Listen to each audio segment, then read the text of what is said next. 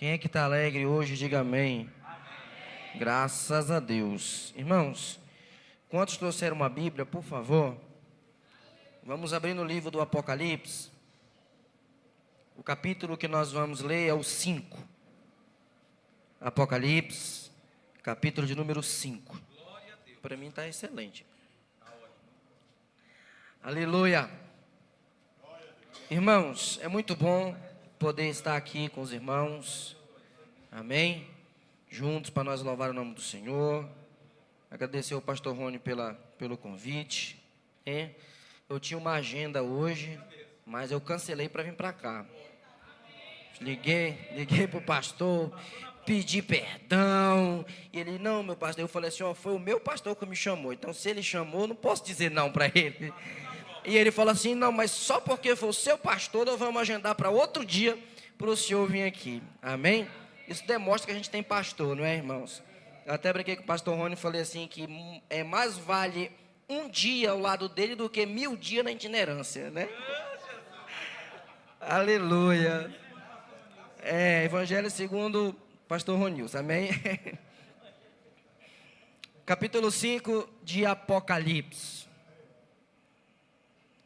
Está escrito: e vi na mão direita daquele que estava assentado no trono um livro, escrito por dentro e por fora, de todo selado com 7 selos. Vi também um anjo forte que proclamava em grande voz: quem é digno de abrir o livro e de desatar-lhe os selos? Ora, nem no céu, nem sobre a terra, nem debaixo da terra, ninguém podia abrir e nem mesmo olhar para ele. E eu chorava muito, porque ninguém foi achado digno de abrir o livro e nem mesmo de olhar para ele. Todavia, um dos anciãos disse: não chores, eis que o leão da tribo de Judá, a raiz de Davi, venceu para abrir o livro e desatar os seus 7 selos. Então, vi no meio do trono um dos 4 seres viventes, entre os anciãos, de pé um cordeiro, como tendo sido morto. Ele tinha 7 chifres, bem como 7 olhos, que são os 7 Espíritos de Deus enviados por toda a terra. Veio, pois, e tomou o livro da mão direita daquele que estava sentado no trono. E quando tomou o livro, os 4 seres viventes e os 24 anciãos prostaram-se diante do cordeiro, e tendo cada um deles uma harpa e taças de ouro cheias de incenso, que são as orações dos santos, que são as orações que participam das 1000 horas, né, pastor? Aleluia. E entoava um novo cântico dizendo: digno és de tomar o livro e de abrir-lhe os selos, porque foste morto, e com teu sangue compraste para Deus os que procedem de toda tribo, língua, povo e nação. O 10. E para nosso Deus os constituíste reino e sacerdote, e reinarão sobre a terra. Aleluia. Levante a mão ao céu e diga comigo assim: Senhor Jesus, fala comigo, não o que eu quero ouvir, mas o que eu preciso e necessito ouvir, em o nome de Jesus. Tome seu assento, louvando e bendizendo o nome do nosso Deus. Aleluia. Bendito seja o nome do Senhor. Irmãos, quando eu olho para esta igreja, eu vejo quão agraciados nós somos neste lugar. Amém? Porque aqui nesse altar hoje, eu venho pregar a palavra do Senhor com um certo temor no meu coração. Porque o que tem saído desse altar, as pregações, a palavra profética que tem saído desse altar, ela não vem de homem, irmãos. Ela vem direto do trono de Deus. Amém? Eu me lembro que quando a gente ia pregar antigamente, a gente costumava procurar um texto bonito, né? Procurar uma mensagem bonita. A gente queria impressionar o público com uma boa oratória. Não que isso seja errado, mas eu vejo que aqui nessa igreja, as mensagens que têm saído daqui, elas têm sido feitas na fornalha. Não como a gente quer, mas como Deus quer, não é? Esses dias eu viajou pregando aqui lá pelo canal do YouTube, eu vi ela pregando, e ela fala, foi fogo, e ela falando, né, que há muitos dias Deus vinha cobrando ela para pregar aquela mensagem, não é? A mensagem de domingo que o pastor Levi pregou, eu passei a semana toda ela remoendo o meu coração, não é? E detalhe, a mensagem que o pastor Levi pregou foi aquela, né, pastor? O senhor passou por uma dor para poder pregar. E os profetas antigamente, a mensagem de Deus era assim, irmão, sim ou não? Olha, Deus chegou com Oséias e disse: Oséias, casa com uma mulher de prostituição, só porque Deus queria passar uma mensagem para o povo de Israel. Casa com uma mulher prostituta, porque adúltera, porque eu vou passar uma mensagem para o meu povo através da tua vida. Ou seja, nós sentimos na pele primeiro para poder receber uma palavra do Senhor e trazer para a igreja. Então, bem-aventurados somos nós aqui nesse lugar, por ouvir a voz de Deus nessa casa. Quem crê no poder dessa palavra, diga amém. Graças a Deus. Irmãos, o livro de Apocalipse, ele é um livro muito cheio de mistério, não é? Muito cheio de profecias, muito cheio de simbolismo. Eu tenho certeza que em todo o curso de escatologia que nós fazemos, né, os irmãos têm muitas indagações acerca do livro de Apocalipse. O livro de Apocalipse, nós sabemos que ele foi escrito pelo apóstolo João, não é isso? Exilado em uma ilha chamada Patmos, hoje a atual Turquia, né? Essa ilha fica ali na região do rio Egeu. E o imperador romano Domiciano, ele mandou queimar o apóstolo João. Na verdade, ele mandou fritar o apóstolo João dentro de um caldeirão de óleo fervendo. Mas a Bíblia diz que quando João cai dentro do caldeirão de óleo fervendo, quem aqui já fritou peixe em casa? Oh, meu Deus, né? Não, eu não vou mais longe. Aquele biscoitinho frito que explode, que estoura, não é? Você já pingou o óleo em você? Queima, é ruim, não é?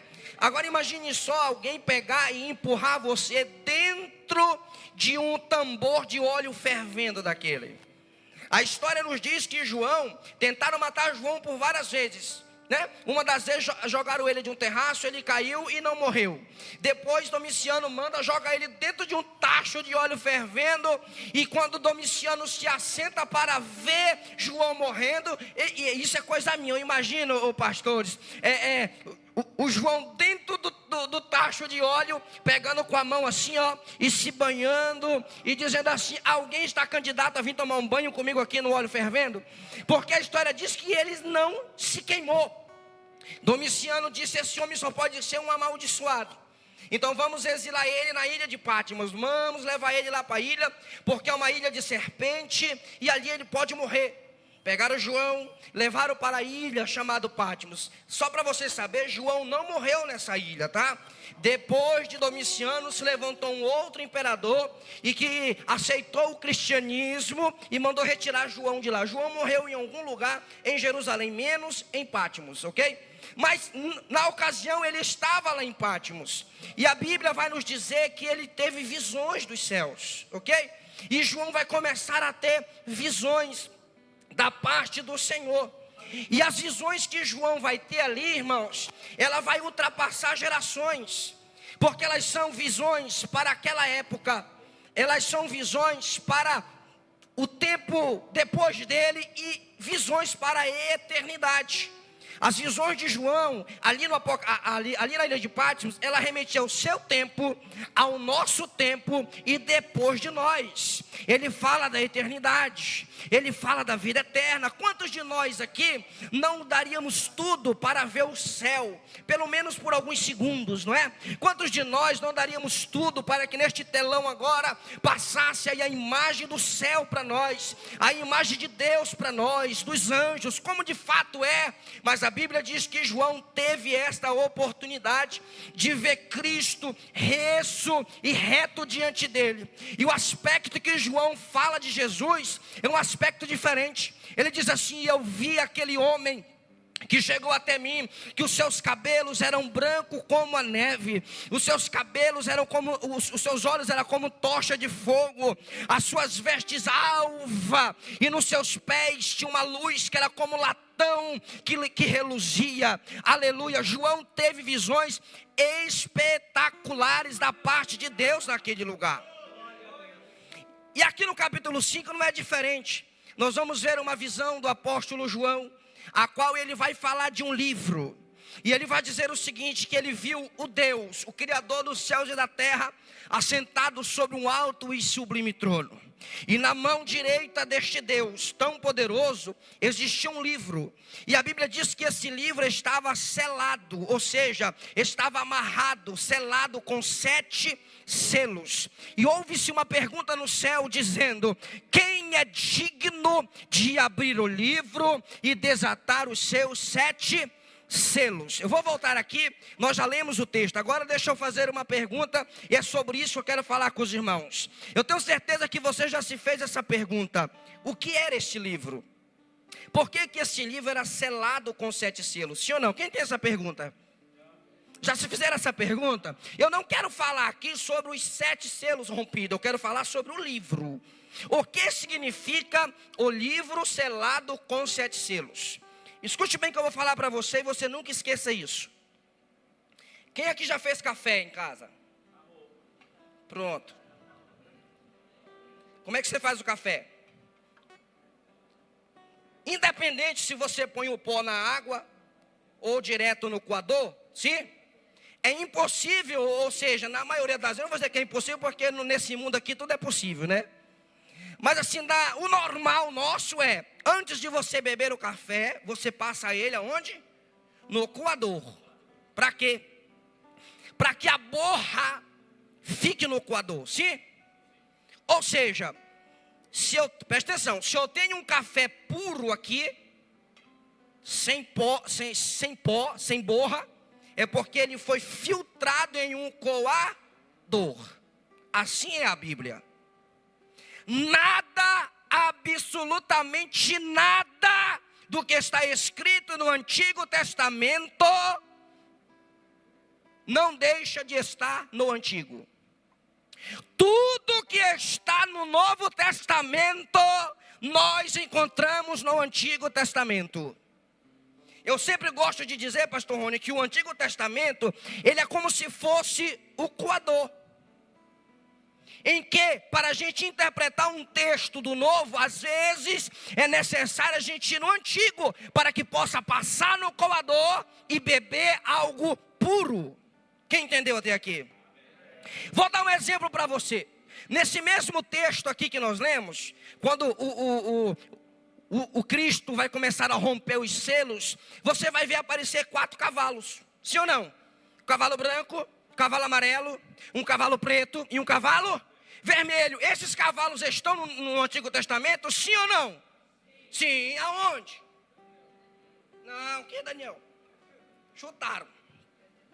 Está lá no livro do profeta Zacarias. Quando Zacarias diz: eu olhei debaixo do zimbro e eu vi cavalos vermelhos, cavalos pretos, cavalos amarelos. Ele viu, está lá. Para que a gente possa entender a profecia, é necessário voltar lá. Para que a gente possa entender esse livro, eu vou convidar você agora a voltar comigo lá no livro de Levíticos. Levíticos, capítulo de número 25. Em Levíticos, capítulo 25, a Bíblia vai falar de uma lei. Que lei é esta? É a lei do resgate. A lei do parente resgatador. Para você entender, quando os filhos de Israel entram na terra prometida, a Bíblia vai nos dizer o seguinte, que Deus deu a eles a terra por possessão perpétua. Ou seja, a terra a qual eles foi dada por herança, eles não poderiam vender. Eles não iam perder ela. Quem entende isso? Só que a Bíblia diz no livro de Levíticos, capítulo de número 25, dizendo o seguinte: olha, se o teu irmão que está entre vós empobrecer, e ele vier perder o que tem, ele tem direito a um resgate. Como que funcionava esse resgate? Ele tinha 3 possibilidades de resgatar o que era seu. Quantas possibilidades? 3. A primeira, ele poderia trabalhar por conta própria e comprar de volta a sua propriedade. Entretanto, ele está endividado. Entretanto, ele está pobre. Se ele está pobre e endividado, ele não pode comprar sua propriedade. A segunda, um parente remidor. Vou explicar para você. Põe em pé aqui, meu parente. Aqui, ó. Põe em pé aqui, ô pastor Flaviano. Para você entender. Eu fiquei pobre. Ok? Estou pobre.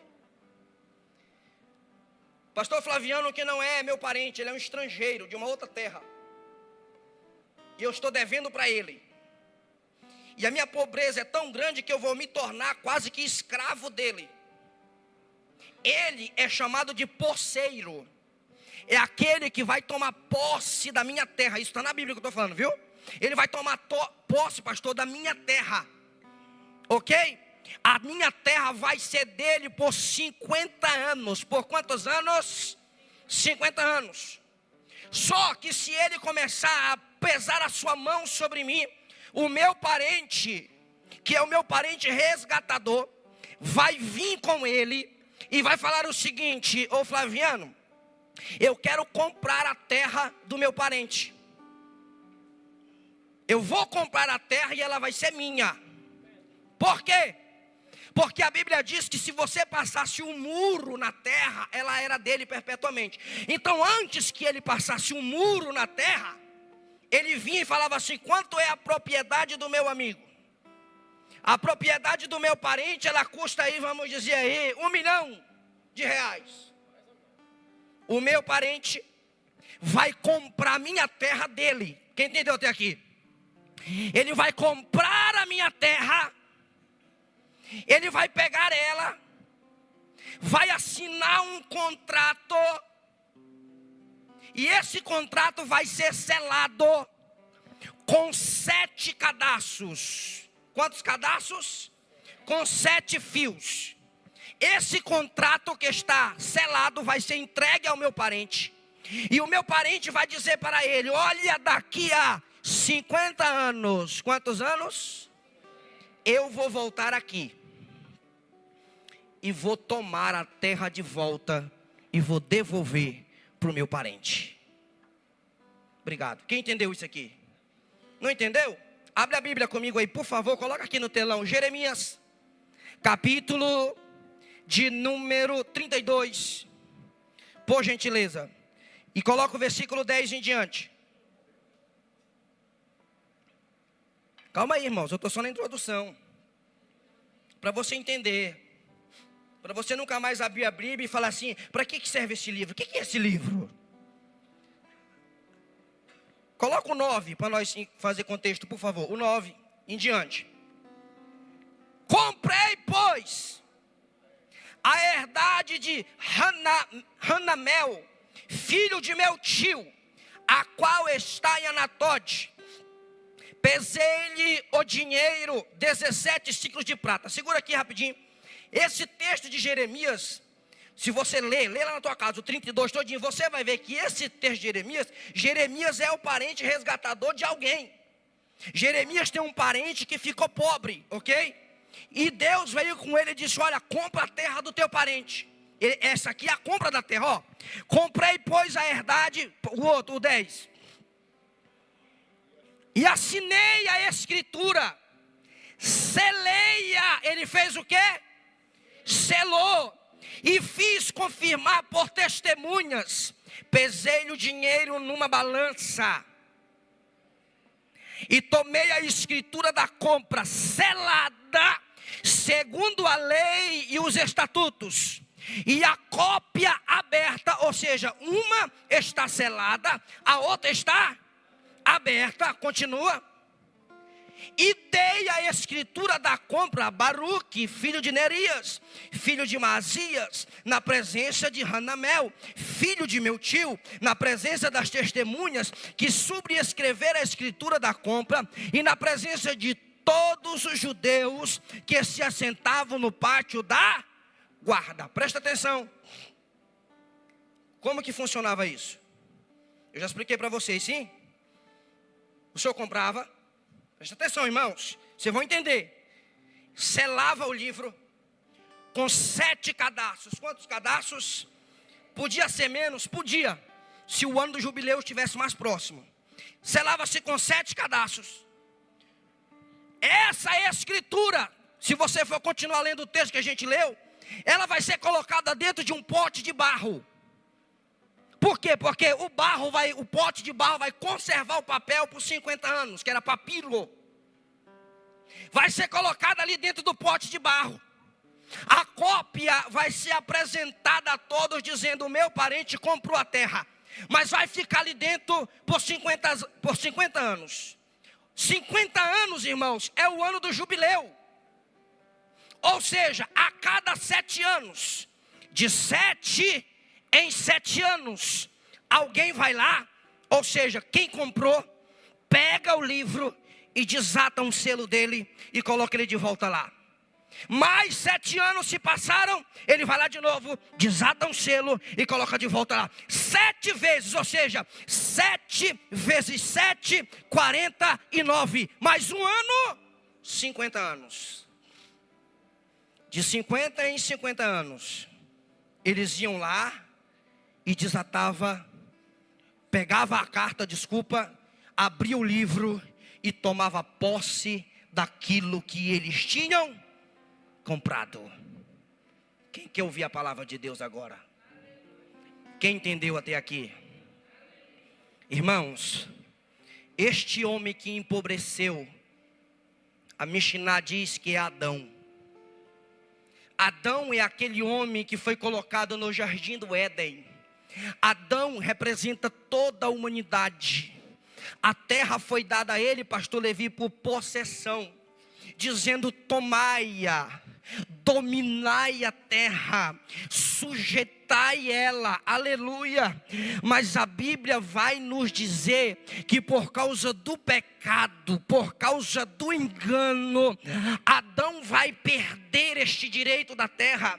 Adão vai empobrecer, e o poceiro, que é o inimigo das nossas almas, é quem está liderando o mundo, porque a Bíblia diz: no mundo jaz o maligno. Você lembra lá no deserto, quando Jesus já estava em tentação, o que foi que ele falou para Jesus? Se tu prostrado me adorares, eu te darei todos os reinos do mundo, porque a mim foi entregue.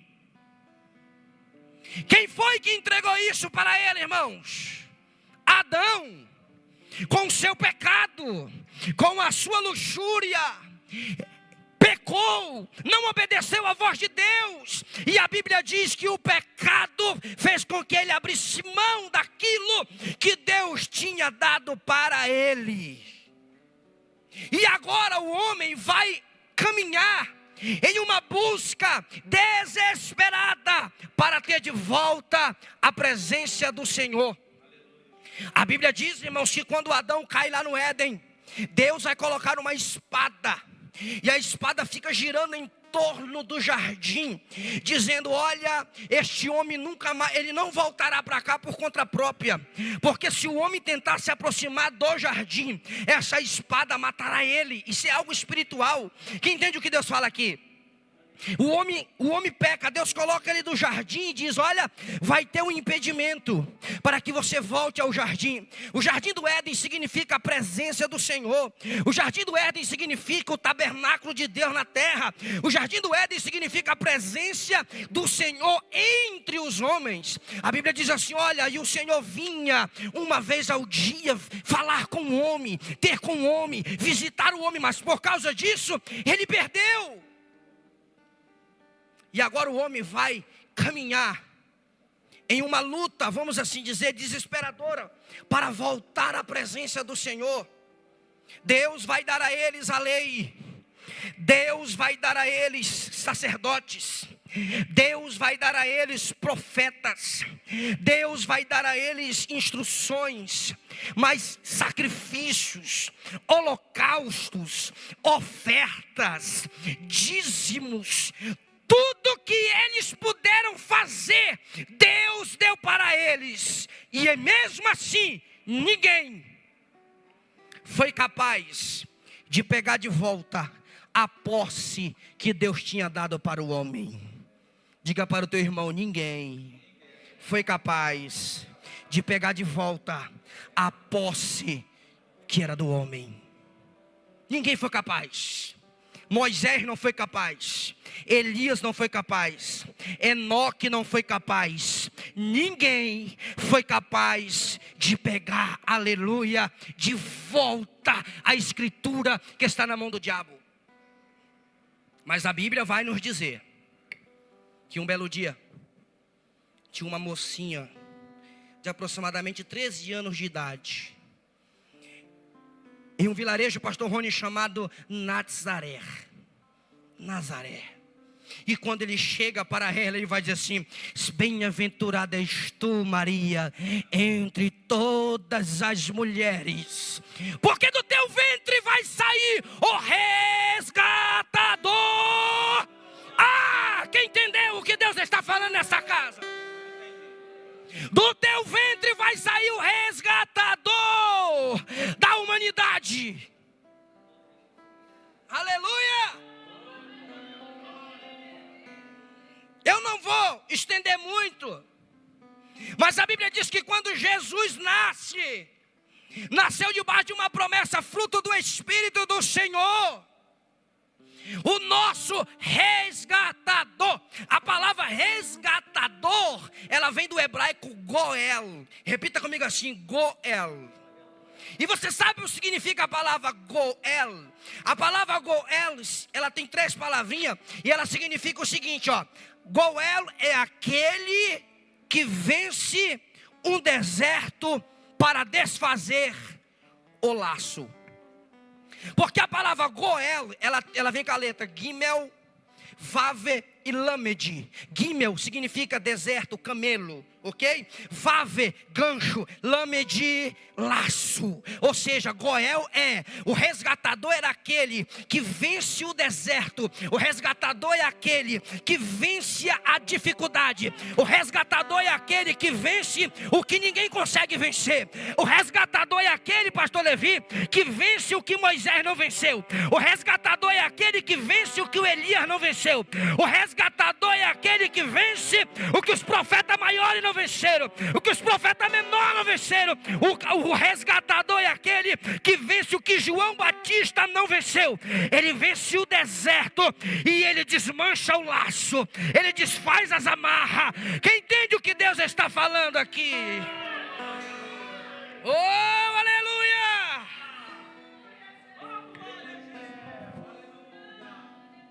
Escute. Quando Jesus está na cruz, estou resumindo. Quando Jesus está na cruz, o livro de João, o Evangelho segundo João diz que quando ele olha para os céus, ele vê os sacerdotes, pastor ali embaixo, e ele vai dar um brado. E quem lembra qual é o brado dele? O brado dele é: está consumado. A palavra grega é tetelestai. Tetelestai está, mas tetelestai só se falava em 3 ocasiões. Quantas? Por exemplo, o meu pastor Rony chega comigo e fala assim: pastor, eu quero que você vá a um determinado lugar e que você faça um serviço para mim. Eu quero que você capine um lote. Não faça isso não, pelo amor de Deus. Mas eu vou lá, capino um lote. Chegava com ele e falava: meu pastor, tetelestai. O que eu estou dizendo com isso? Serviço feito. O segundo, se ele chegasse para mim e falasse assim: vai lá, porque o fulano de tal está devendo para alguém, vai lá, paga essa dívida. Eu pegava, eu corria lá, eu pagava a dívida, e quando eu voltava eu dizia: tetelestai, dívida, paga. A outra era quando se fazia uma compra. Eu não devia, mas eu queria uma propriedade, pastor. O pastor dizia: vai lá e compra aquela propriedade. Eu comprava a fazenda, chegava com a escritura e dizia: tetelestai, compra consumada, compra feita. Quando Jesus está com os braços abertos na cruz e que ele diz: tetelestai, ele está dizendo: Pai, a missão está cumprida. Quando ele está com o braço aberto na cruz e diz tetelestai, ele está dizendo: Pai, a dívida foi paga. Quando ele está com o braço aberto na cruz e diz tetelestai, ele está dizendo: foi comprada a propriedade. Foi comprada a propriedade. Você não entendeu? Eu vou dizer: você é a propriedade. Foi comprada a propriedade. Foi resgatada a propriedade.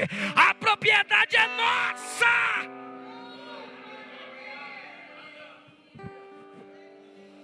O homem não podia pela sua própria obra, Frank. Ninguém pode comprar salvação pela sua obra.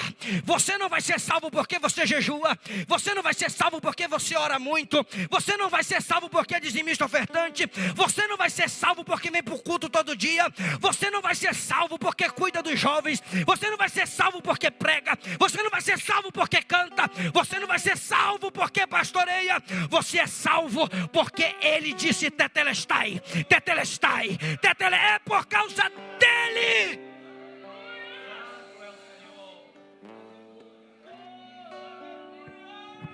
Aí você diz assim: pastor Ronilson, e por que eu faço tudo isso se não é para ser salvo? Você faz porque você já é salvo.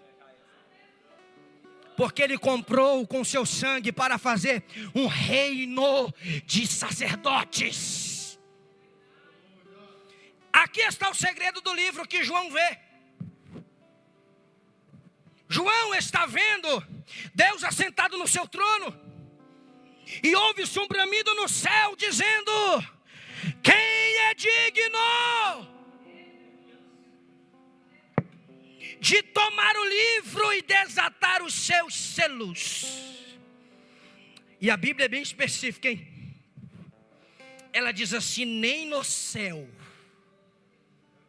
nem querubim, nem arcanjo Miguel, nem os profetas que já estavam lá, nem Elias, nem Moisés, nem Maomé, nem Buda, ninguém lá nas costas, ninguém foi visto digno de abrir o livro e desatar o selo. Aí a Bíblia diz assim: sobre a terra, na época de João, nem Paulo, nem Pedro, nem Maria, ninguém sobre a terra, nem Nero, nem Domiciano, nem Alexandre o Grande que viria depois, ninguém foi digno de abrir o livro.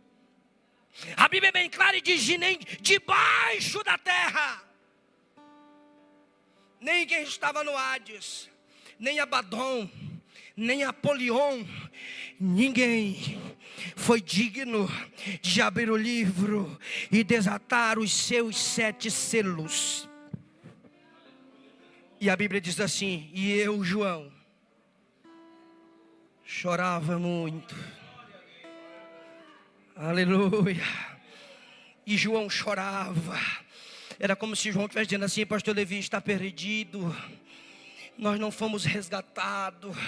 E eu chorava muito porque não tinha ninguém para pegar a escritura, não tinha ninguém. Aí o anjo chega e diz assim: não chores, porque eis aí o leão da tribo de Judá, a raiz de Davi, o descendente, aquele que venceu, aquele que é digno de pegar o livro e desatar os seus selos, porque com seu sangue, não foi com dinheiro, com seu sangue, não foi com ouro, com seu sangue, não foi com prata, com seu sangue, comprou para si, para Deus, todo homem, toda tribo, toda língua e toda nação. A ele foi dado o direito de abrir o livro e desatar os seus 7 selos.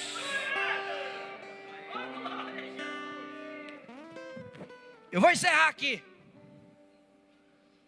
Lá no livro de Levíticos, quando o cidadão comprava a terra que selava o livro, ele passava quantos anos para voltar? 50 anos. De 7 em 7 anos, ele desatava o cadastro, sim?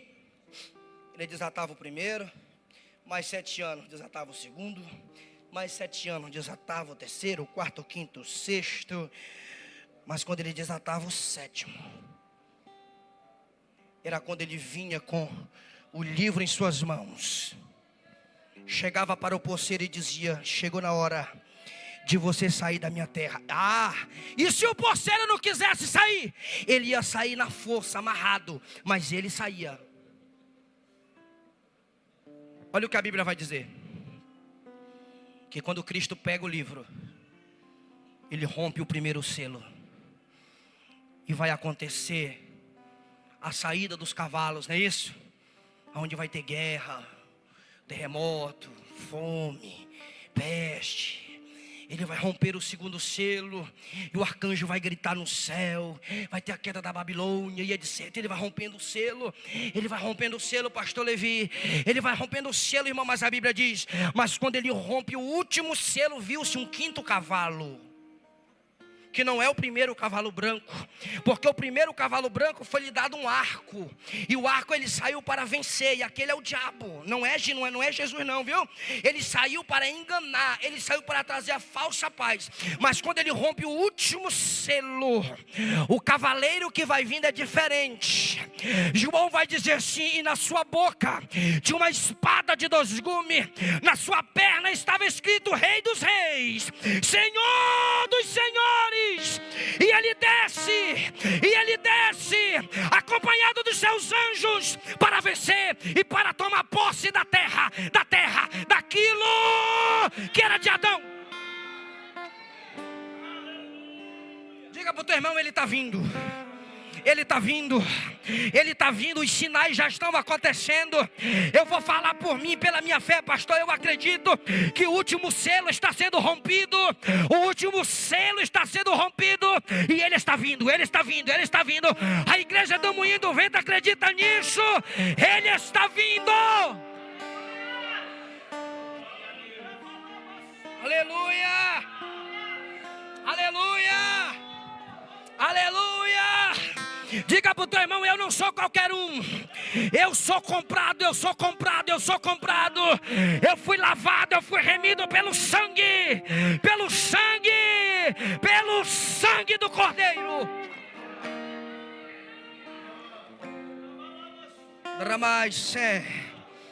Oh, aleluia. Se coloque em pé, por favor. Aleluia, aleluia, aleluia, aleluia. Aleluia, aleluia. Pastor Ronilson quer dizer que eu fui comprado? Foi. E foi pelo alto preço que ninguém foi capaz de pagar. Talvez você está aí, a depressão te consumindo, e você dizendo: eu não sou ninguém. A depressão te consumindo e você dizendo: eu nasci foi para sofrer mesmo, né? Eu deveria ter morrido, devia ter deixado eu morrer no parto, porque a minha vida é só desgraça. Deixa eu falar uma coisa para você: O seu valor excede ao ouro, à prata. O seu valor excede a riqueza de Elon Musk. O seu valor excede a riqueza de Dubai. Aleluia. Existe um livro no céu que é a garantia da tua vitória. Existe um livro no céu que está na mão do Cordeiro. E ele está rompendo o selo. Ele está rompendo o selo. Porque foi ele que comprou. Ele é o dono de tudo, de todas as coisas. Dele é o céu, dele é a terra. Dele é tudo. Quem quer aceitar Jesus como Salvador, essa oportunidade. Quem quer reconciliar com Jesus, essa oportunidade. Não perca tempo. Seja remido pelo sangue, pelo sangue, pelo sangue do Cordeiro. Enquanto me dever canta, você tem o direito, você tem a oportunidade de vir. O que o Espírito diz às igrejas, Jesus Cristo está voltando. Se prepare para que todo veja.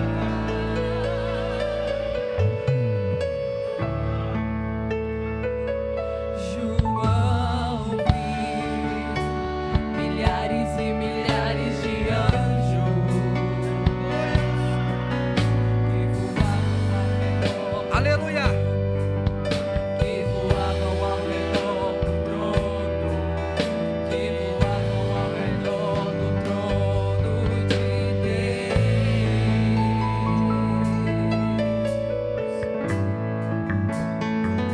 Aleluia, Jesus. A oportunidade está aberta para você. Aleluia.